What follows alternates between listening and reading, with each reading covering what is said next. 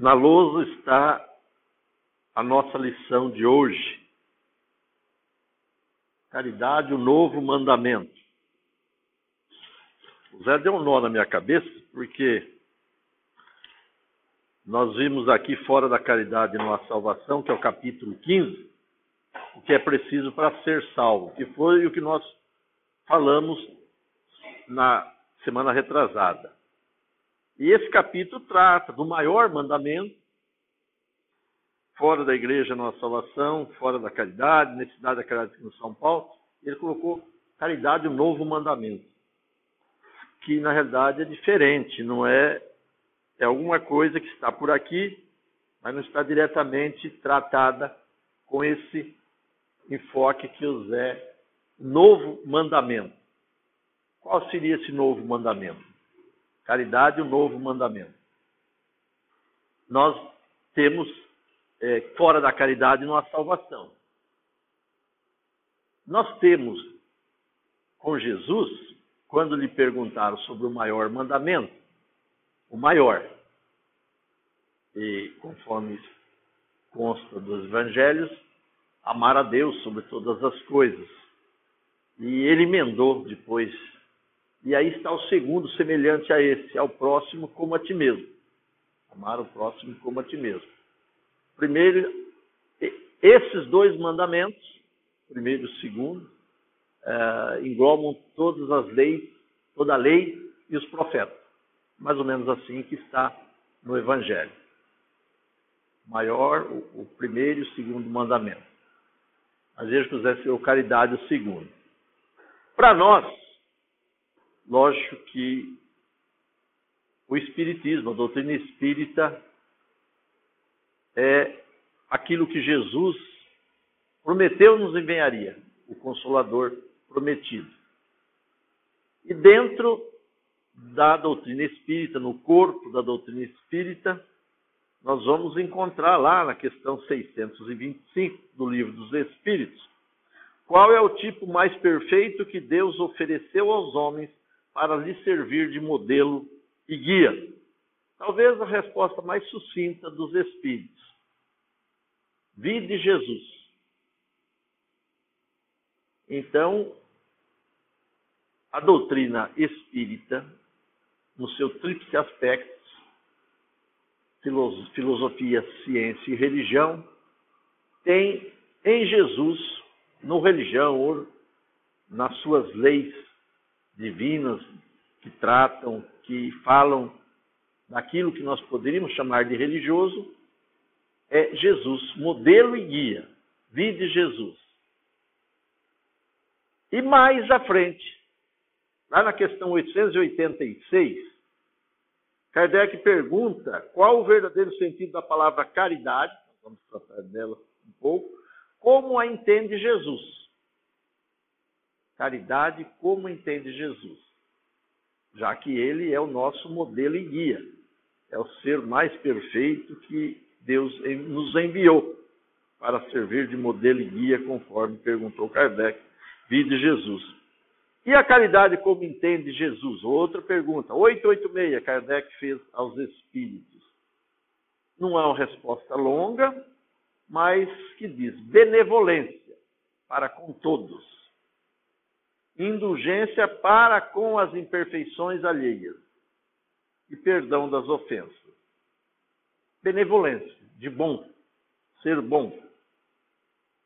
Indulgência, ser indulgente. Indulgente é aquele que compreende, aceita as pessoas e como elas são, não querendo se impor, mudar, mas que tem no irmão alguém que ele compreende, aceita, respeita, né? Ser indulgente entre tudo o que pode ser, é isso, entre outras coisas. E termina com a perdão das ofensas, algo que a gente já viu na questão da pergunta de Pedro a Jesus, quantas vezes era necessário perdoar. Então, ser bom, ser indulgente e perdoar é o tríplice aspecto da caridade conforme entendia, conforme entende ainda Jesus.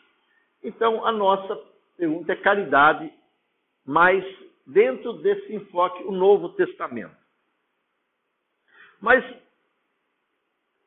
vamos ver então, vamos falar um pouquinho da caridade em si. Tem bastante coisa sobre ela, muitas coisas foram ditas, é dito. Tanto que o Kardec colocou como bandeira da doutrina o lema fora da caridade não há salvação, que é justamente o título desse capítulo 15, fora da caridade não há salvação, de que nós iniciamos o estudo com o título do que é preciso para ser salvo.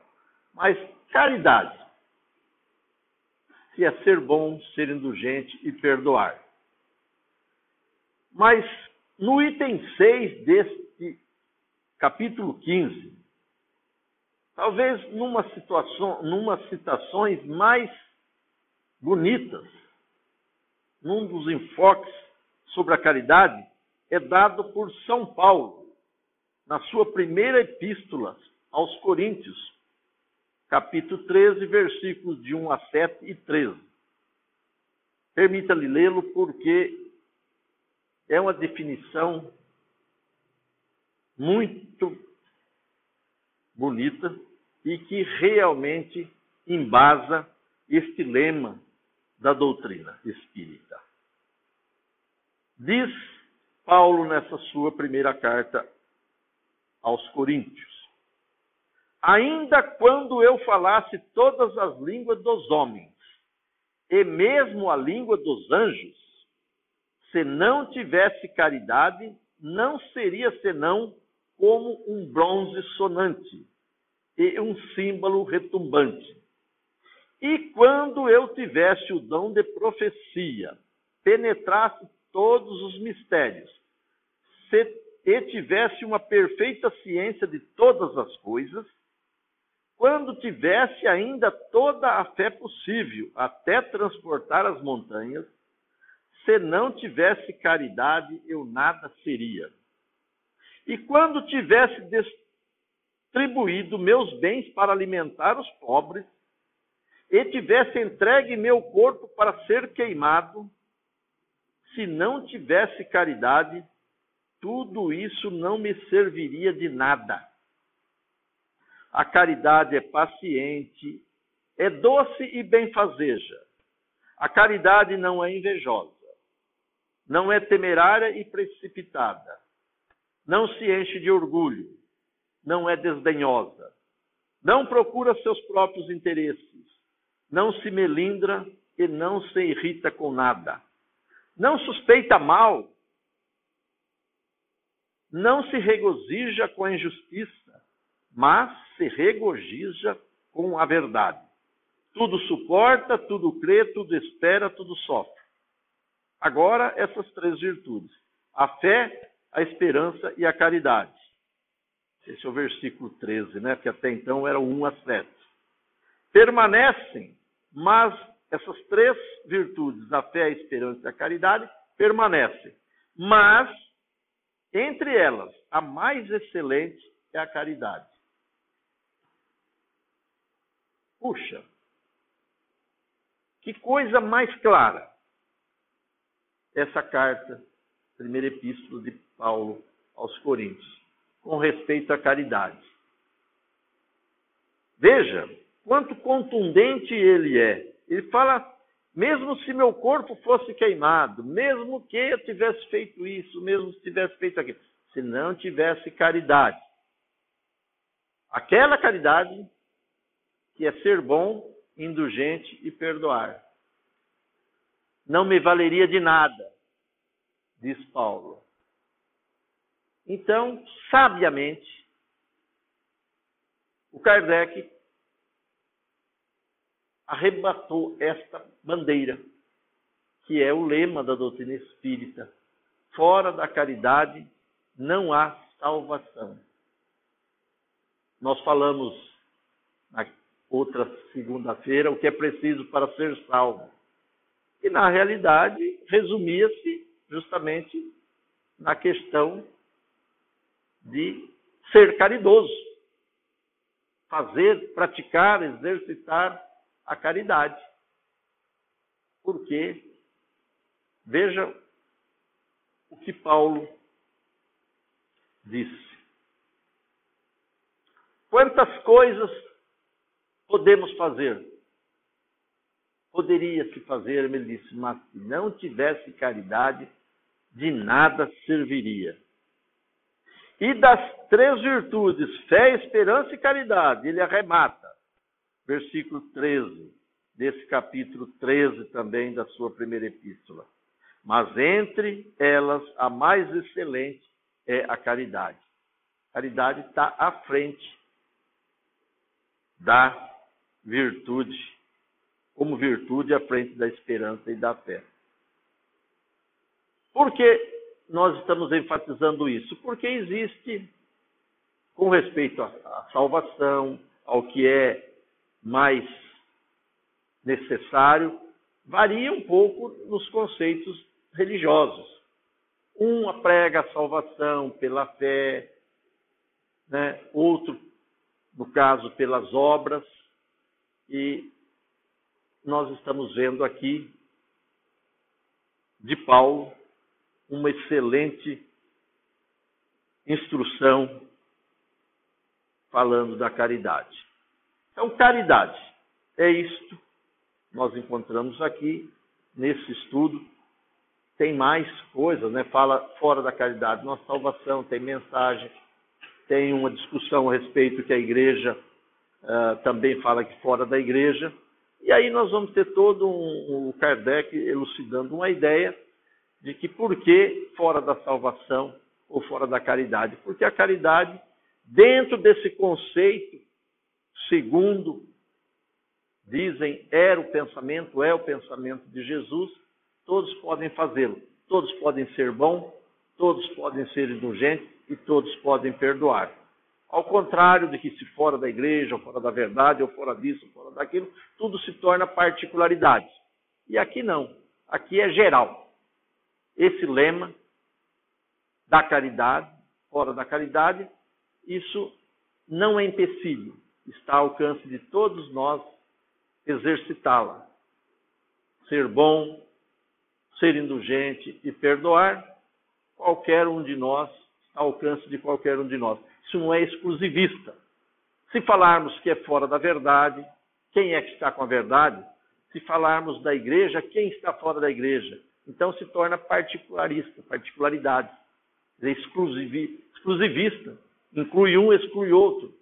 E esse lema, esta bandeira da caridade, fora da caridade, com esse entendimento de caridade que foi buscado pela doutrina em Jesus, ninguém está excluído. Aliás, ela inclui, ela arrebata, regimenta todos, colocando todos nas mesmas condições e possibilidades de cumprir com a lei e seguir em frente. Mas o Benevides, para dar um nó na minha cabeça, colocou um novo mandamento.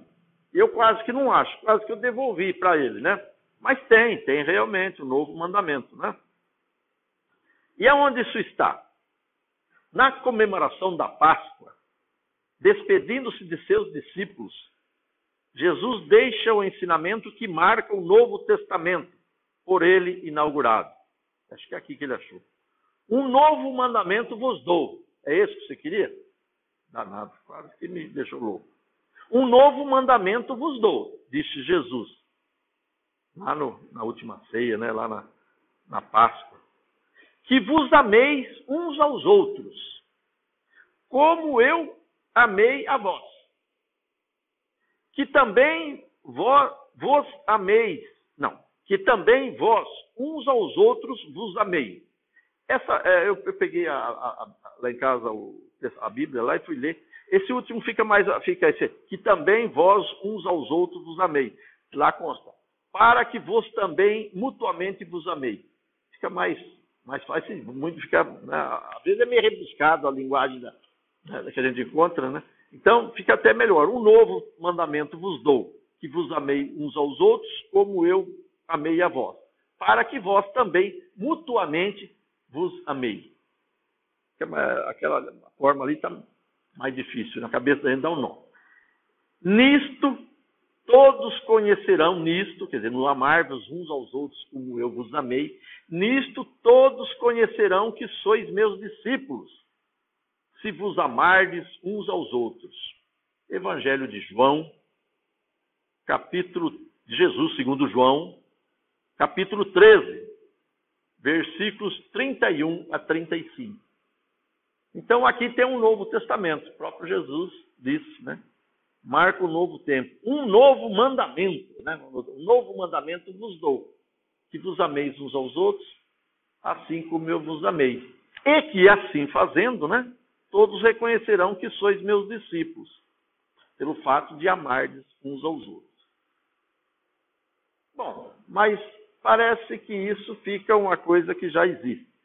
Essa regra, já presente em Moisés, é nova pela perfeição a que Jesus lhe dá e porque constitui o marco de um novo tempo inaugurado e revelado pela vinda do Mestre. Amai-vos uns aos outros. O Cristo acrescentou, como eu vos amei. Ele estava falando aos discípulos. Foi na ceia lá, na Páscoa, lá na ceia. Eu estava vendo lá que foi nesse momento que antecede ele lava a pés, ele lava os pés dos discípulos, depois ele faz algum comentário acerca de quem o iria trair ou de quem iria ser traído, e na sequência ele faz essa colocação do amai. Ele já estava, né, como sabia, estava próximo ao seu último testemunho, e ele deixa essa derradeira colocação aos apóstolos. Amai-vos uns aos outros como eu vos amei. Mostrando um pouco diferente do amar ao próximo como a si mesmo. Amar aos outros como a si mesmo. Porque aqui existe aí uma conotação, uma colocação que o Cristo, uma ênfase que ele dá e que as pessoas, alguns que eu li aqui, coloca de que ele está justamente enfatizando essa necessidade de união nos agrupamentos. Ele até puxa a altura, não sei se a gente vai chegar lá, vai ali, a questão dos grupamentos espíritas, no caso, cristãos. Ele falava aos cristãos que esta união, este amor manifestado dentro do agrupamento das pessoas, nas suas ideias, estritamente aqui no aspecto da divulgação, da comunhão espiritual com que Jesus ensinou aos seus discípulos, era a demonstração de amor de um para com os outros, que deve se manifestar como um novo mandamento, né? Não só aos discípulos a quem ele falava, mas a todos aqueles que, cristãos, estiver envolvidos, estiver agrupados para levar adiante os ensinamentos e a vivência cristã. Então, para todos nós, é a mensagem que fica. Mas aqui diz, esta regra já presente em Moisés é nova, pela perfeição a que Jesus lhe dá e porque constitui o marco de um novo tempo, inaugurado e revelado pela vinda do Mestre. Depois ele fala, o foco central de seu legado é o amor. É que o Jesus, estamos falando de caridade, mas o foco central é o amor. Amor, segundo o dicionário Aurélio, é um sentimento que predispõe alguém a desejar o bem de outrem. Sentimento de dedicação absoluta de um ser a outro ou a uma causa. Não podemos esquecer que o Novo Testamento foi escrito em grego. E para a linguagem grega, amor tem 3 significados.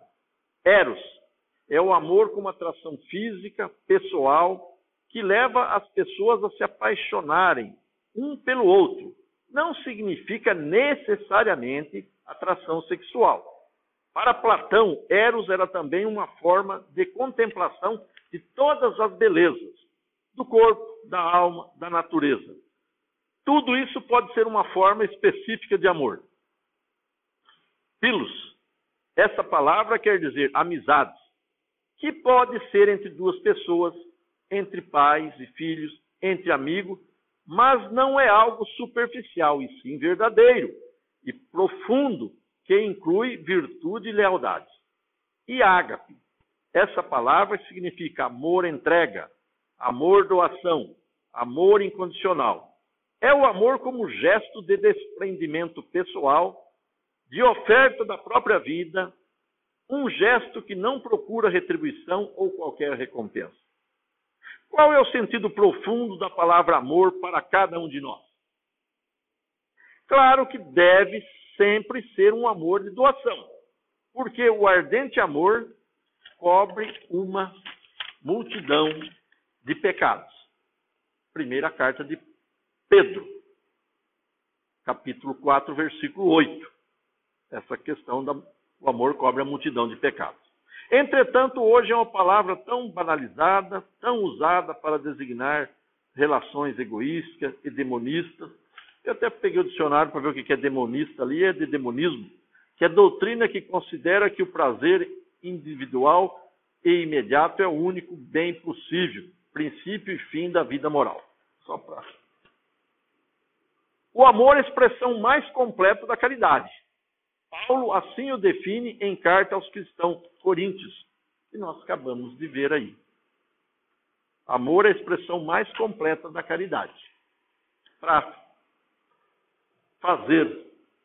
praticar a caridade, quem pratica a caridade ou para praticar a caridade, é necessidade que nós tenhamos desenvolvido esse sentimento de amor. Porque para ser bom, para ser indulgente e para perdoar, a gente tem que ter para com o próximo um amor insuspeito, incondicional. Como é que eu vou ser bom para com alguém, que eu vou ser indulgente com alguém, ou perdoar alguém, se eu não sentir por ela um sentimento puro de gratidão, de querer bem, de aceitar, de compreender. Então, o amor, diz assim, o amor resume os deveres mútuos. Como exigir do nosso próprio melhor proceder que o nosso? Conforme consta de Mateus capítulo 7, versículo 12. Nós que estamos isentos de... Não estamos isentos de falhas, né? É uma condicional. Nós precisamos, quase tudo o que nós necessitamos e precisamos dos outros, é aquilo que nós realmente temos que dar em troca. O Cristo ensinou, perdoar assim como. Então, todos nós, ainda seres pequenos, incipientes na nossa caminhada, necessitando de ajuda e, portanto, carente, temos uma única moeda de troca para pagar as benesses de que necessitamos. Qual seja? A mesma, a única, fazendo o bem, fazendo aquilo, perdoando para sermos perdoados, dando para receber. Tudo o que nós precisamos manifestar. Sentimento. O que desejamos, né? Fazei a outrem somente o que quererias que vos fizesse. Então, o mecanismo que rege a justiça de Deus. Nós recebermos igualmente, na mesma moeda, aquilo que damos. Plantamos, colhemos. Não plantamos, não colhemos. Ou se plantamos espinhos, colhemos espinhos. Se plantamos flores, colhemos flores. Então, a caridade, que é a manifestação do amor, um amor que aceita o outro respeitando os limites e as falhas alheias. indefinidamente, segundo Mateus capítulo 18, versículo 21 a 22. Porque somos também falhos. Temos que respeitar um amor que, segundo o reto juízo, não julga as pessoas pela aparência, mas os seus atos. Isso é muito dentro da questão da indulgência. Temos que ver no próximo apenas o que ele tem de bom, o que ele faz de bom, jamais sermos críticos, até porque a respeito disso existe sérias advertências do Cristo quanto à nossa questão de juízo, de emitirmos juízos, de sermos juízes de quem quer que seja. Questão da trave no olho, né? Foi a advertência que ele fez que nós... Também, né? Vai bem por esse caminho. Jesus nos pede para evitarmos o julgamento tendencioso, baseado em preconceitos e preferências, precipitado, sem as informações completas, severo, análise sem misericórdia e amor, e insensível. Devemos procurar ver sempre o melhor em qualquer situação. Então, nessa questão do juízo, uma coisa muito comum da gente, de imediato, emitir um juízo acerca de situações, pessoas, coisas. Nós somos juízes severos para com os outros e complacentes conosco, embora conhecedor da advertência do Cristo.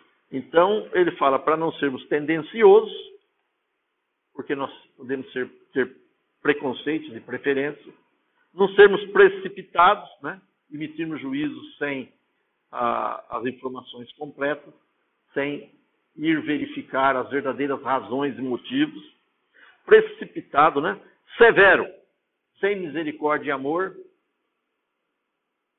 Quer dizer, nós não pensamos duas vezes em emitir uma crítica, um juízo severo, quando nos é recomendado a misericórdia e o amor, que justamente tende a obstar que assim nós procedamos em relação ao outro.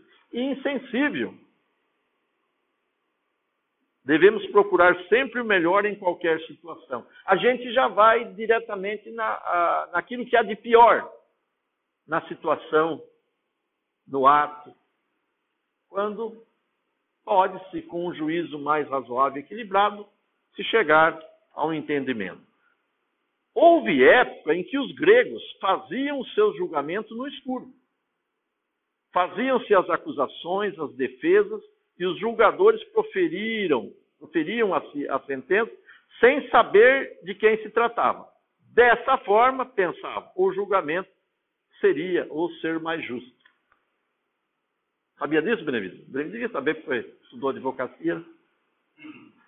Não estava vendo de que tem. Justamente porque a gente é tendencioso, leva em consideração aparências, situação, cor, nacionalidade. Nós somos ainda chamados racistas, né? Hoje se luta. Então, fazia-se o julgamento no escuro, o que não deixava de ser uma tentativa de obstar esses julgamentos, né? Aí, tendencioso, precipitado, severo, que não estava vendo do que se tratava. Ao rogar, Pai, perdoa-nos, colocando-se na qualidade de nosso irmão, intercede junto a Deus por seus algozes, afirmando-nos de forma inquestionável que somente o Pai compete o nosso julgamento. O amor que se aproxima de quem é diferente, sem os preconceitos de toda a sorte. Marcos, capítulo 2, versículo 17. O amor que se vê no próximo sempre como irmão, portanto, tende à destruição do egoísmo. E por aí vai. Agora, então, nós vamos... Aqui tem uma outra passagem importante, que é essa questão do novo mandamento. A diferença entre uma coisa e outra. Um novo mandamento vos dou, que vos amei uns aos outros, como vos amei. Jesus, João 13:4. O Emmanuel, através do Chico Xavier, no livro Caminho, Verdade e Vida, na lição 179, o livro tem 180 lições, na penúltima lição, E ele faz o novo mandamento, que é justamente esse versículo 13, capítulo 13, versículo 34 do Evangelho segundo João. A leitura despercebida do texto induziria o leitor a sentir, nessas palavras do Mestre, absoluta identidade com o ensinamento relativo à regra áurea. Entretanto, é preciso salientar a diferença. Qual que é a regra áurea? O mandamento maior, amar a Deus sobre as coisas e ao próximo como a si mesmo. Maior, o primeiro e o segundo mandamento. Então, as pessoas podem confundir esse novo, o do Jesus. Amai-vos, um novo mandamento vos dou, que amei os outros, como eu vos amei. O outro, amai o próximo como a ti mesmo. O primeiro institui um dever, a cuja execução não é razoável que o homem cogite da compreensão alheia. Aquele primeiro, aquele do mandamento, segundo mandamento, amai ao próximo como a ti mesmo, diz Emmanuel. O primeiro, que é ama o teu próximo como a ti mesmo, em cuja execução não é razoável que o homem cogite da compreensão alheia. Quer dizer, ele, como obrigação, como lei, mandamento, né, o segundo mandamento, maior o segundo, é amar. Uma necessidade, uma obrigação, um compromisso de nós amarmos o outro. Sem cogitar, ele diz, da compreensão alheia. O aprendiz amará o próximo como a si mesmo. Você terá uma referência na sua relação com o próximo. Você tem que ver nele, fazer a ele somente o que queria que você fizesse. Então, como a gente só quer o bem da gente, você deve querer só o bem do próximo. Esse está na regra áurea. Esse é o novo que o Cristo disse aí, segundo João, é um pouquinho. Jesus, porém, engrandeceu a fórmula, aquela, criando o novo mandamento na comunidade cristã. Como ele disse lá aos discípulos, lá na Páscoa. Lá. O Mestre refere a isso na derradeira reunião com os amigos queridos, na intimidade dos corações. Como disse, isso foi dito de Jesus aos seus discípulos, aliás, aos apóstolos, lá na última ceia, na última reunião. A recomendação que vos amei uns aos outros, como eu vos amei, assegura o regime da verdadeira solidariedade entre os discípulos, garante a confiança fraternal e a certeza do entendimento recíproco. Então, por isso que eu disse, tentei pelo menos dizer, de que esse novo mandamento é mais direto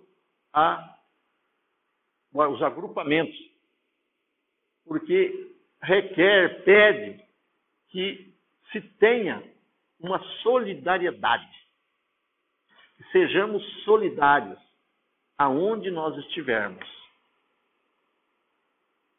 como cristãos, como irmãos, que nós busquemos como Jesus, junto aos seus discípulos.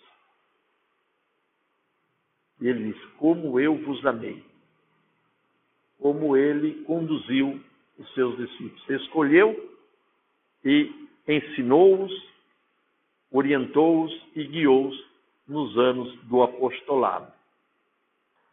Em todas as relações comuns, o cristão amará o próximo como a si mesmo, reconhecendo, contudo, que no lar de sua fé conta com irmãos que se amparam efetivamente uns aos outros. Então, é uma questão de que nós estejamos solidários. Sempre. Sobretudo, ele fala no grupamento da fé. Quer dizer, aonde nós estamos manifestando a nossa fé. Na religião que esposamos, nos agrupamentos que frequentamos, nos ideais cristãos, sobretudo em geral, é que nós realmente tenhamos uns para com os outros essa solidariedade sem limites. Este é o novo mandamento que estabeleceu a intimidade legítima entre os que se entregaram ao Cristo, significando que em seus ambientes de trabalho há quem se sacrifique e quem compreenda o sacrifício, quem ame e quem sinta amado, quem faz o bem e quem saiba agradecer. Quer dizer, que nada seja uma coisa unilateral.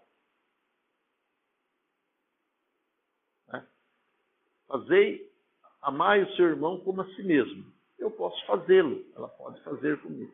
Mas ele estava buscando alguma coisa a mais, como ele fala, mutuamente. Então, veja, que no trabalho há quem se sacrifique e quem compreenda o sacrifício. Quer dizer, eu entendo o esforço que ele faz. Ele faz e eu compreendo. Não fica uma coisa unilateral. Que ama e quem sinta ser amado. Né? Ele denota amor para comigo, eu não estou nem aí. Eu disse, não, eu tenho que reconhecer o esforço, a vontade dele para comigo. E de quem saiba agradecer o bem, de quem faz o bem e quem saiba agradecer. Quer dizer, gratidão é uma coisa indispensável. Não adianta ele se desdobrar em meu benefício e eu não reconhecer. Não se perde o que ele faz, mas eu é que estou deixando de aproveitar, não estou concluindo, não estou completando esse novo mandamento, recomendação de Jesus. Amai-vos uns aos outros, assim como eu vos amei. Né?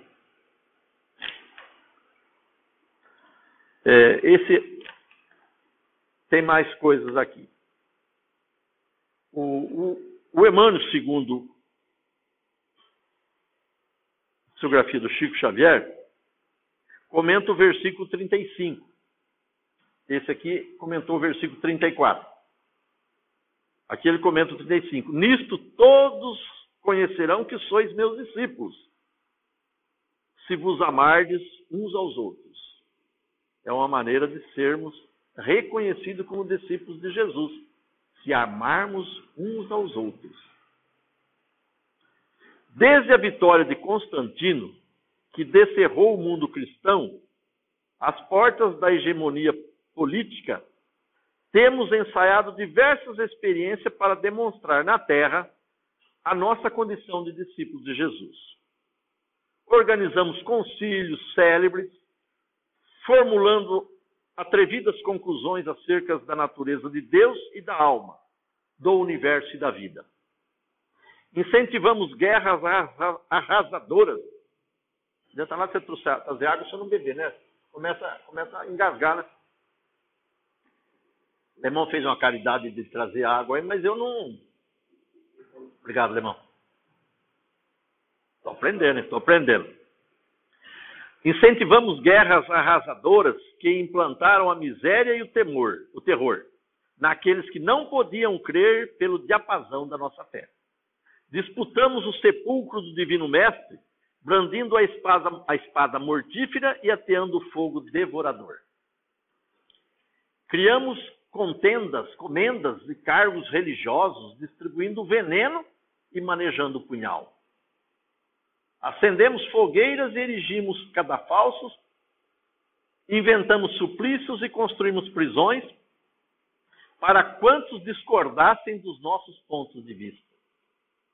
Estimulamos insurreições que operaram o embate de irmãos contra irmãos, em nome do Senhor, que testemunhou na cruz o devotamento à humanidade inteira. Edificamos palácios e basílicas, famosos pela suntuosidade e beleza, pretendendo referenciar-lhe a memória, esquecido de que ele, em verdade, não possuía uma pedra onde repousar a cabeça. O Cristo, né? E ainda hoje, alimentamos a separação e a discórdia, erguendo trincheiras de incompreensão e animosidade, uns contra os outros, nos variados setores da interpretação. Entretanto, a palavra do Cristo é insofismável. Não nos faremos titulares da Boa Nova simplesmente através das atitudes exteriores. Precisamos, sim, da cultura que aprimora a inteligência, da justiça que sustenta a ordem, do progresso material que enriquece o trabalho e de assembleias que favoreçam o estudo. No entanto, toda a movimentação humana sem a luz do amor pode perder-se nas sombras. Seremos admitidos no aprendizado do Evangelho, cultivando o reino de Deus que começa na vida íntima. Estendamos assim a fraternidade pura e simples, amparando-nos mutuamente. Fraternidade que trabalha e ajuda, compreende e perdoa, entre a humildade e o serviço que asseguram a vitória do bem. Atendamo-la onde estivermos, recordando a palavra do Senhor, que afirma com clareza e segurança: nisto todos conhecerão que sois meus discípulos, se vos amardes uns aos outros. Puxa vida! Depois disso, a gente, vendo o que Emmanuel escreveu, e a gente, como costumeiramente fazemos, a gente lembra dos outros, lembra do passado, e que foi o que Emmanuel, o raciocínio, a ideia do Emmanuel. Quantas coisas se fizeram, se ergueram, se construíram, em nome daquele que não tinha uma pedra para encostar a cabeça, e que disse que nós seríamos reconhecidos por nos amarmos uns aos outros. Mataram, queimaram, espoliaram, fizeram. Fizeram. E nós? Porque isso importa. Conhecer o que foi feito é importante. Mas como diz a doutrina espírita, se tem alguma vantagem nós verificarmos o defeito, a falha, o erro do irmão, a resposta é só se for para não fazer igual. Então, tudo isso serve para nós como advertência de que dentro dessa recomendação do Cristo, de que nós seremos reconhecidos por nos amarmos uns aos outros, não é desta forma que Emmanuel tão bem numerou, se fez ao longo da história cristã e que, com certeza, ainda nós mesmos, em algum momento, fazemos.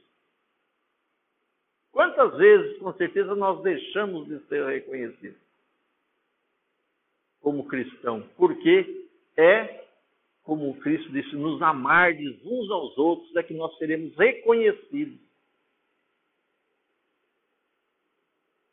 E o amor? O amor é a caridade. O amor está dentro da manifestação caridosa, como nós devemos nos portar, como nós devemos nos conduzir.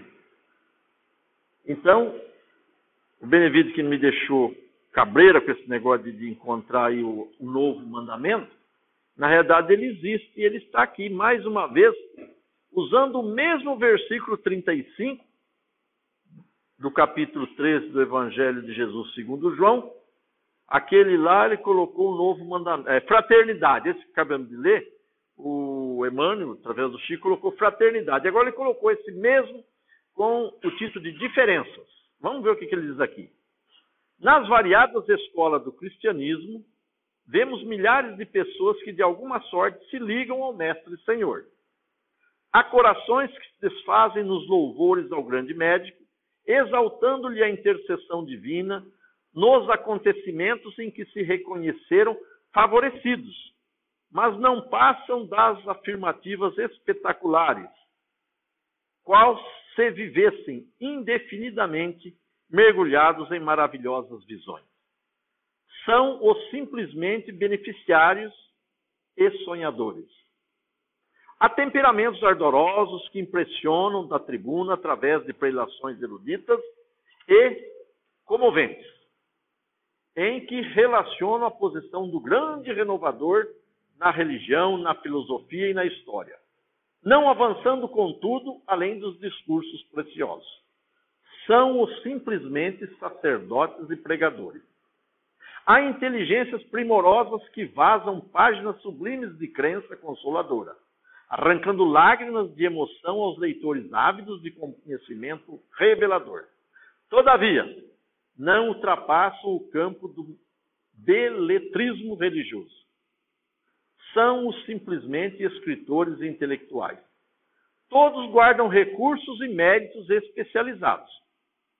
Existe, no entanto, nos trabalhos da Boa Nova, um tipo de cooperador diferente. Louva o Senhor com pensamento, palavras e atos, cada dia.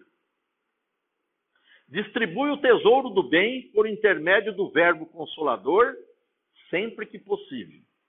Escreve conceitos edificantes em torno do Evangelho toda vez que as circunstâncias lhe o permitem. Ultrapassa, porém, toda pregação falada ou escrita, agindo incessantemente na sementeira do bem, em obras de sacrifício próprio e de amor puro, nos moldes de ação que o Cristo nos legou. Não pede recompensa, não pergunta por resultados, não se sintoniza com o mal. Abençoa e ajuda sempre. Semelhante companheiro é conhecido por verdadeiro discípulo do Senhor, por muito amar.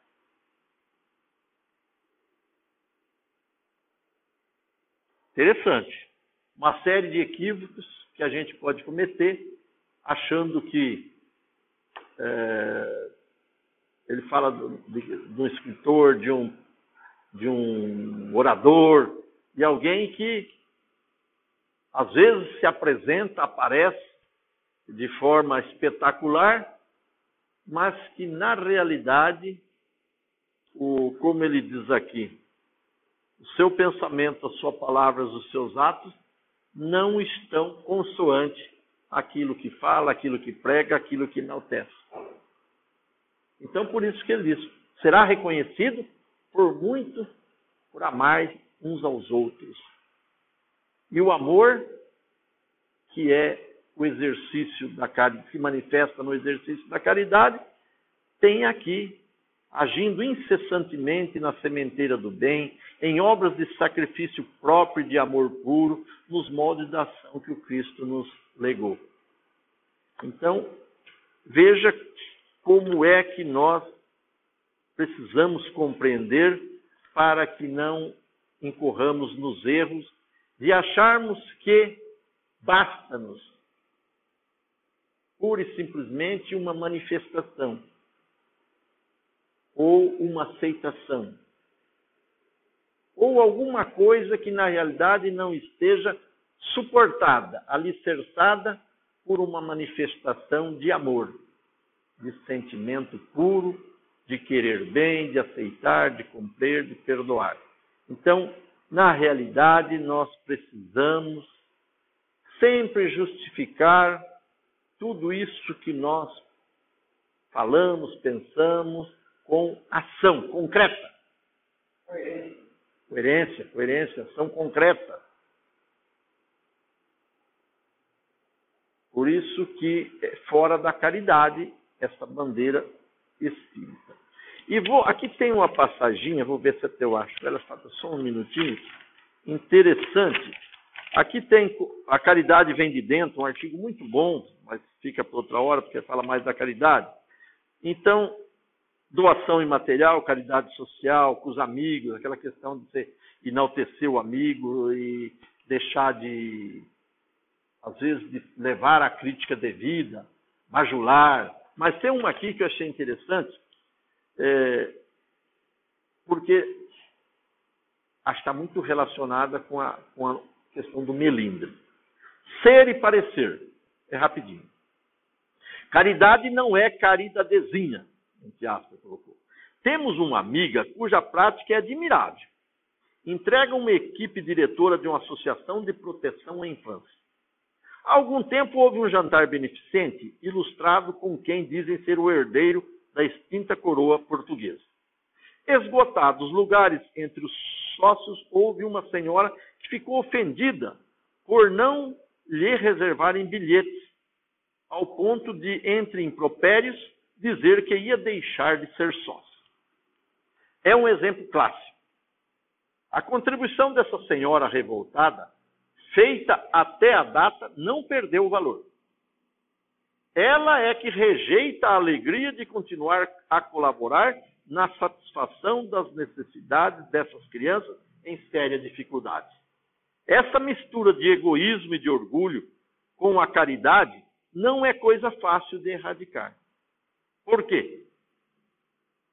Porque a evolução para o ser real, autêntica, tem que ser amadurecida em todas as camadas do nosso psiquismo, das mais superficiais para as mais profundas, e só quando atinge, sedimenta nestas, e só quando atinge, se sedimenta nestas, é que se torna mais frequente. Eu deixei isso aqui para ler, porque justamente é o que pode nos ocorrer. É o melindre, ou deixarmos de seguirmos por este caminho que a gente achou, está consciente de que é o correto, mas basta um pisão no pé para a gente sair do prumo. Numa questão do Livro dos Espíritos, diz que nós temos verniz de civilização. Verniz é aquilo que muitas vezes não suporta um arranhão. Então, as nossas ideias, nosso pensamento, nosso sentimento, ainda muitas vezes estão assim. Por nos vermos contrariados, por ver um interesse mesquinho nosso contrariado, a gente abandona uma causa nobre, que o beneficiado dela eram nós. Por exemplo, nesse caso, não sei se verídico ou não, que é contado aí, quem que era o maior beneficiado daquele trabalho, daquela ajuda que ela dava como sócio daquela entidade que tratava de crianças? Será que eram as crianças a maior beneficiada? Não. Era aquela pessoa que dava o seu trabalho, que dava a sua contribuição, que levava a sua ajuda. Deixar de fazê-lo, quer dizer, o que ela fez até então, valeu, tem o seu mérito, mas daí para frente, quem será prejudicada? Ela própria. Seremos nós mesmos quando nós desiludimos com alguma tarefa benemérita só porque vemos os nossos interesses contrariados. Então nós não somos aqueles que o Jesus diz por amardes, reconhecido como discípulos cristãos, por amardes uns aos outros. Nosso amor tem que ser incondicional. É um sentimento difícil, porque nós ainda trazemos egoísmo, trazemos orgulho, vaidade, que são aquilo que justamente interfere e dificulta a nossa doação plena, incondicional. Esse talvez seja o termo X da questão. Nesse trabalho benemérito, na prática da caridade, no exercício do amor, nós temos que levar, sempre difícil, mas temos que levar em mente essa questão, essa palavra incondicional. O que é incondicional? Independe de condição, sem condição nenhuma. Então, quando nós nos dispormos a servir, a ajudar, a querer bem, a amar, a ser caridoso, não imponhamos condição, seja incondicional. Porque toda e qualquer condição que nós impormos, nós vamos contrariar o amai-vos uns aos outros como eu vos amei. A gente ainda está muito suscetível aos melindres. Deixamos por pouca coisa, por uma palavra que nos é dita, um gesto, de edificarmos, de construirmos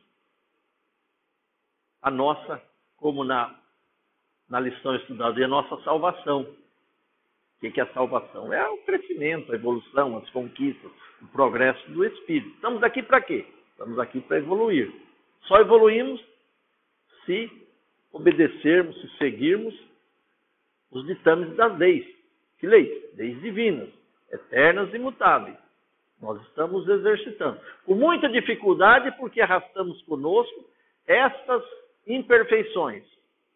Que, como o próprio Evangelho diz, né? Chaga da humanidade, o orgulho e o egoísmo. Quem que nos tem ainda em algumas doses, uns mais, outros menos, mas é contra ela que nós temos que lutar. E contra ela nós temos que ferramenta, que arma? Os ensinamentos de Jesus. O modelo e guia que Jesus nos ofereceu. Vide Jesus. É nele, é nos seus ensinamentos que nós encontramos o alicerce, a luz, o guia, o leme para a nossa caminhada. Chega, né?